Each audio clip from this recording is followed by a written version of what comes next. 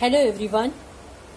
Today I am going to teach you the lesson acid and bases, in which I am going to teach you bases part today, because I have already finished the acid part, but today I am going to teach you the bases part. Now students, just have a look.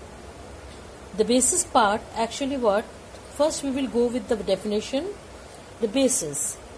Bases is what? Bases is either a metallic oxide or a metallic hydroxide or ammonium hydroxide, which reacts with hydronium ions of an acid to form salt and water. That means they react, either it will be a metallic oxide or it will be a metallic hydroxide. Any form, they will react with the hydronium ion of an acid to form salt and water only. Only means what? No third compound will be formed along with them. Only the salt and water will be formed. Let us take an example of that. Let us take an example. They have shown the example with the oxide form also, hydroxide form also.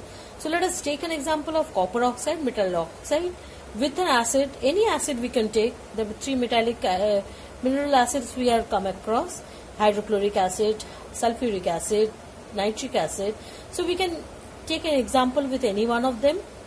So copper oxide, when reacts with hydrochloric acid, gives the normal salt, that is the copper chloride, and water only. Now with an hydroxide also similarly we can do with the any of the acid. Let us take with an example with nitric acid. With nitric acid they are forming the respective nitrate and water only. Now let us see what is this actually basic oxide. Basis oxide, what the ion they contain? They contain the ion O2 minus ion. The ion they contain the O2 minus ion, that is the oxide ion. And what the similarity they have? They reacts with an acid to form salt and water only. What the word only means I have already defined you. But then also they have shown you with an example that they have taken an example of lead 4 oxide. Lead 4 oxide is a metallic oxide. When they reacts with hydrochloric acid to form what? Lead 4 chloride, and lead chloride plus water plus chlorine gas. Can we say this example as a neutralization reaction? Forming a salt and water, along with them chlorine gas is also evolved. That means this we cannot say that the lead oxide, lead 4 oxide is a base. It is not a base, because they are forming chlorine gas also along with the lead chloride plus water. So we cannot take this example as a basic oxide, as a forming a salt and water only. So it plays an important role here. Now we are coming to the other part of this, that is the basic hydroxide. Basic hydroxide, actually now we come to the oxide which contains the O2 minus ion. What about the hydroxide? They contain the OH minus ion, which reacts with an acid to form salt and water. So the basic hydroxide, according to the activity series of the metal, we can easily take the example of sodium hydroxide, sodium, aluminum hydroxide, any hydroxide you can take the example. But we can easily say that the sodium hydroxide, when they reacts with the respective acid, any acid we can take, gives salt and water only. Now, other than this all bases, we are talking about the hydroxide and oxides. Let us talk about the what are the special bases which can easily dissolve in water. All bases dissolve in water? No. The bases which dissolve in water, they have been specialized with a name called alkali. Now, what is this alkali? They are also basic hydroxide. But what is the specialty in them? They are dissolving in water, forming what? Hydroxyl ion, that is the only negatively charged ion in them. Now, can we take an example? The example we are taking to the sodium hydroxide, when they are dissolved in water, aqueous solution, they dissociate into Na plus and OH minus ion. So I can easily, we can define that the alkali is a base soluble in water. So what are alkali? Alkali forms hydroxyl ion in aqueous solution as the only negative ion.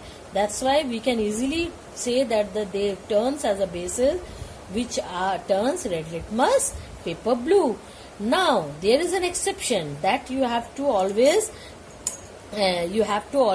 give the exception is there, that the all metallic hydroxide and hydroxides are oxides and hydroxides are insoluble, but exceptions are always there, that is the sodium and potassium are always soluble in water.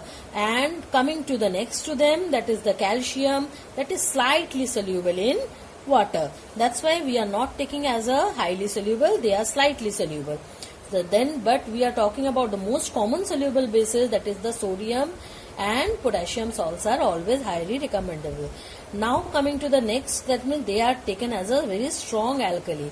Now coming to the next two alkali that are little bit slightly soluble in water, that means the calcium hydroxide slightly soluble, ammonium hydroxide slightly soluble. We can easily say that they are weak alkali.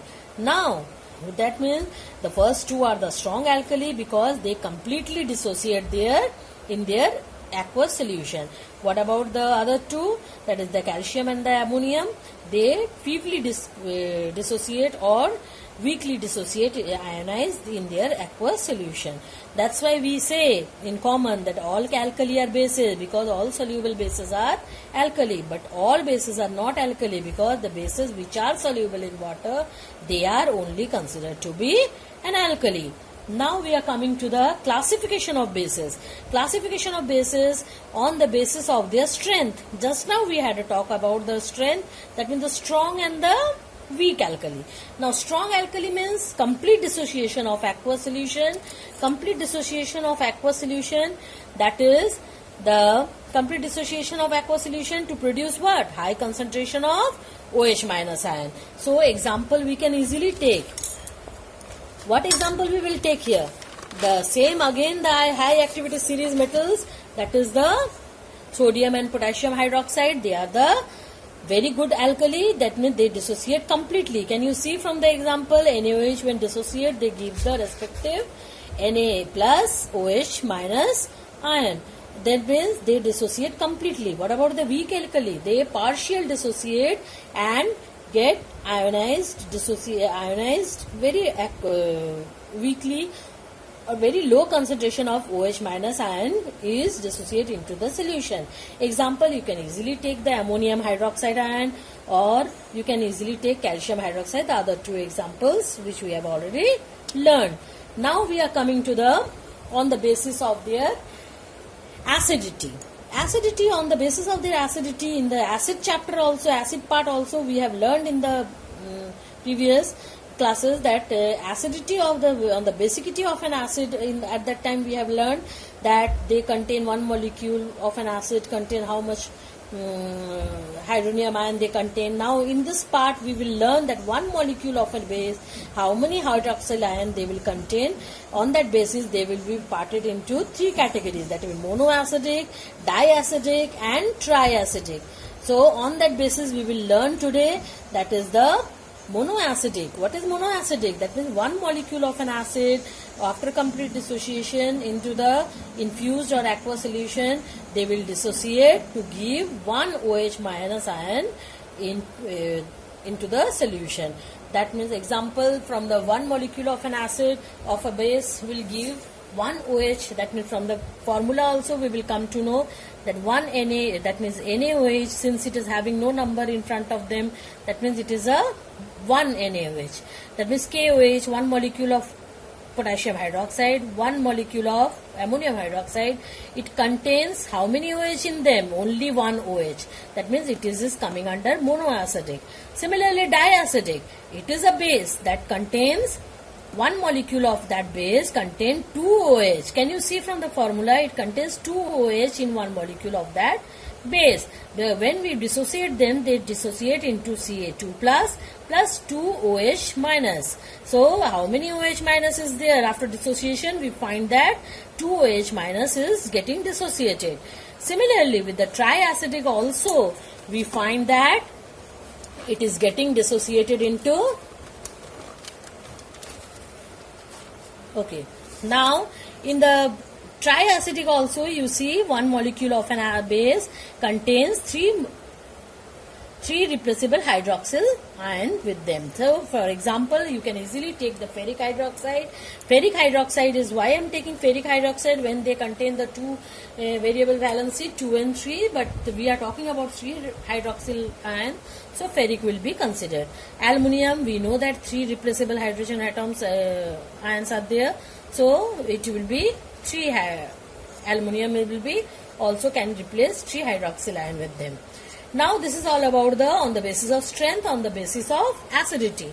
Now we are coming to the preparation of bases. Preparation of bases. Students, we will go about the preparation of bases. First thing comes into our mind how this bases can be prepared. The bases can be prepared. Very good method is there. That means the direct combination of the bases with metals. Now with the metals, how it will be prepared? They will be prepared by the direct combination with the metal with the oxygen. They will give the respective oxide. You can easily take any metal of the activity series and make combine with the oxygen and give the respective oxide with them. Now coming to the next one, that is the action of water with reactive metal. Reactive metal, as soon as we talk about, we always talk about the metals of the activity series of the higher series member, that is sodium, potassium, calcium. When they react with the water, since they are above hydrogen, they will give the hydrogen gas with them. And the metals which are below hydrogen, they will never give hydrogen gas with them. Now coming to the third one, that is the action of water on soluble metallic oxide. Soluble means we are talking about the sodium, potassium and slight of the calcium. So sodium, potassium is highly soluble, so we cannot think about other salts, other oxides other than these two, and slight of calcium we can also consider in this case. So what happened? So metallic oxide, sodium oxide, when reacts with, they will only give the respective hydroxide. Now coming to the double decomposition. What is double decomposition? Double decomposition means what? When a aqueous solution of salt with a base precipitate the respective metallic hydroxide.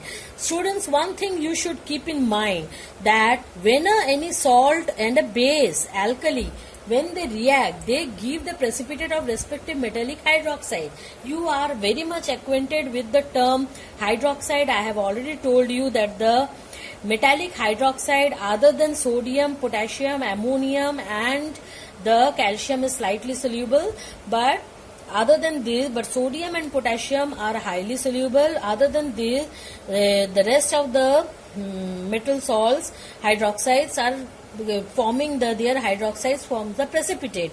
Can you see? They start with the ferric and copper, cupric as well as aluminium. They are giving you the, along with the ammonium or sodium hydroxide, they are reacting and they are giving their respective hydroxide, and since they are all forming precipitate, they give their respective precipitate hydroxides with them. And since we know that the ammonium all salts are highly soluble, they are forming respective normal salts with them. Similarly with the ammonium also, they form the ammonium chloride, highly soluble. This is also maybe weakly, but it is also soluble. So since it is a alkali, so it can also form. Now coming to the metallic sulfide. When oxygen reacts with metallic sulfide, they just interchange their oxygen part. Oxygen reacts with the metallic sulfide and give the respective oxide, and sulfur dioxide gas is evolved. Now coming to the next part, we are coming to this decomposition. Now as soon as we talk about the decomposition, first thing comes to our mind that it decomposes into their respective smaller compounds, or in this way in the compounds can be in the form of gaseous state also. So when metallic carbonates, when reacts with the respective, when they get decomposed, they give the basic oxide, that is the calcium carbonate. In the case of calcium carbonate, we are giving into calcium oxide, and carbon dioxide gas is liberated. Since the metallic, the decomposition of the salt is being taken as a carbonate, so carbon dioxide gas is the must to be liberated. Now exceptional is there. Here is the one exceptional is there. It has to be noted down very nicely. You also mark it now nicely. because sodium and potassium are the exceptional, they don't decompose on heating. So these are the two exceptional. Similarly with the nitrate also, this sodium and potassium don't decompose on heating. Now this nitrate, as soon as they decompose into two basic oxide will be given, and the two gases comes out with them, nitrogen dioxide along with the oxygen gas. Now coming to the ammonium hydroxide. About ammonium hydroxide, it is a highly soluble one. I have already told you, alkali it is a. Now how this ammonium hydroxide is prepared? It is prepared since ammonia gas is highly soluble, very very soluble. So I can give you the some rough structure of this ammonia gas, how much it is soluble.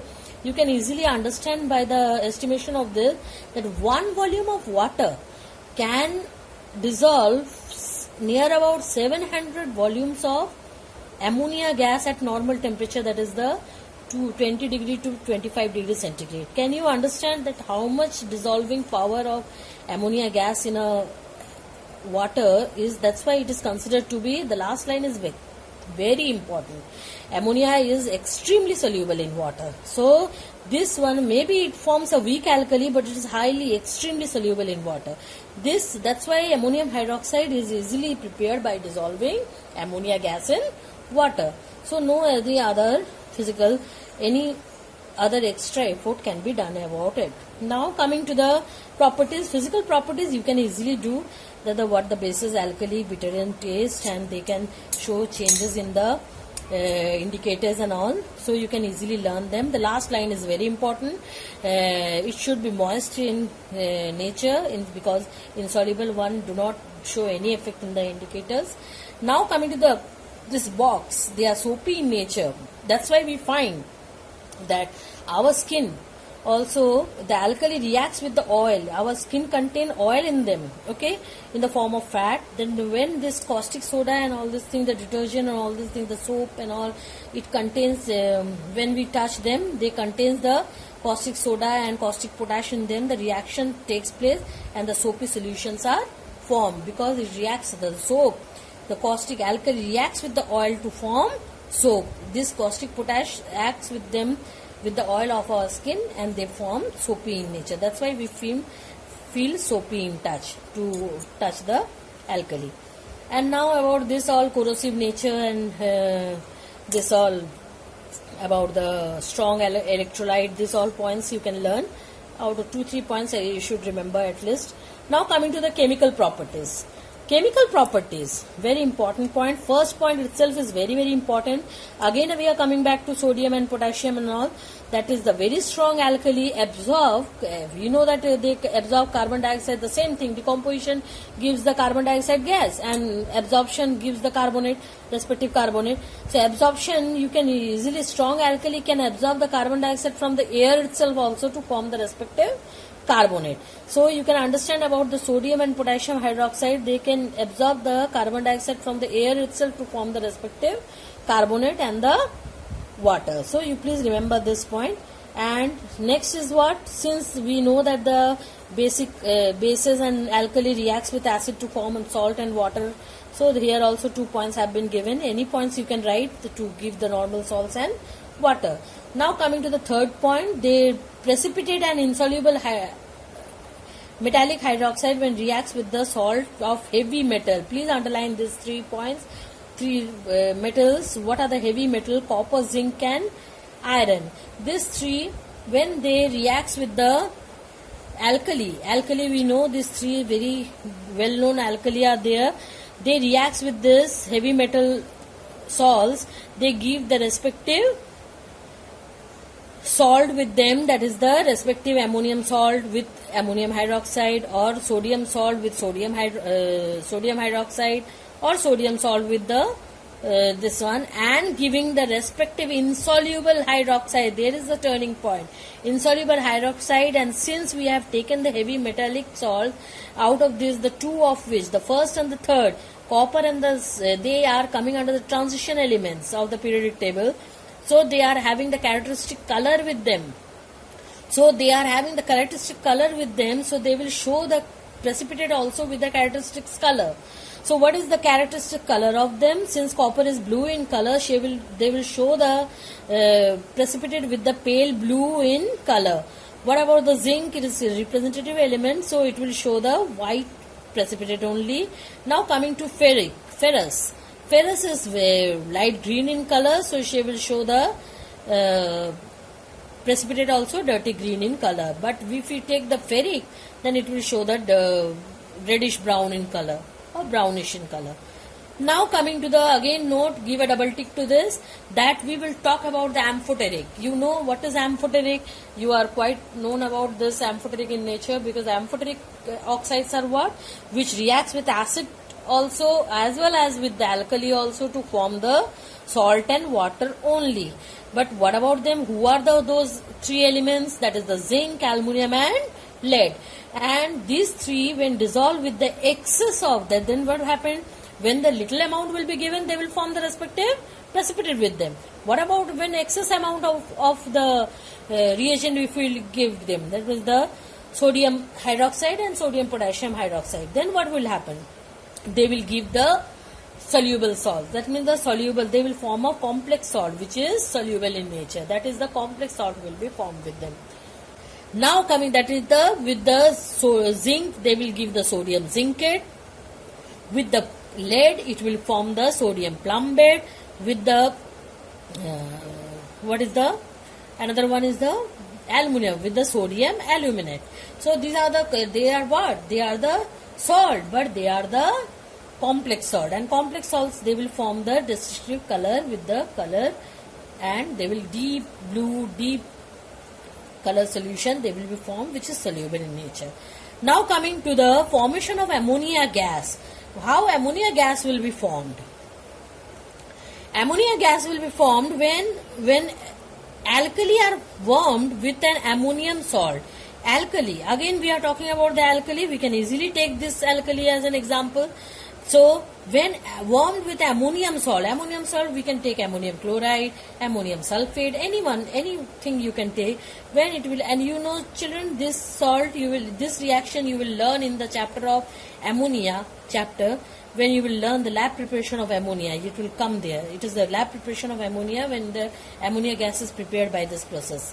So what happened? When ammonium salt will be treated with alkali, they will give the normal salt of this, and water will be there, and ammonia gas will be produced. So this is also one of the example of this. Now the last of this, the general uses. General uses, you can easily learn some of the general uses and try to remember one uses of this. It's all about for today. pH and alkalinity and acidity test, universal indicator, that I will do in the next class. So better keep learning, and all the best.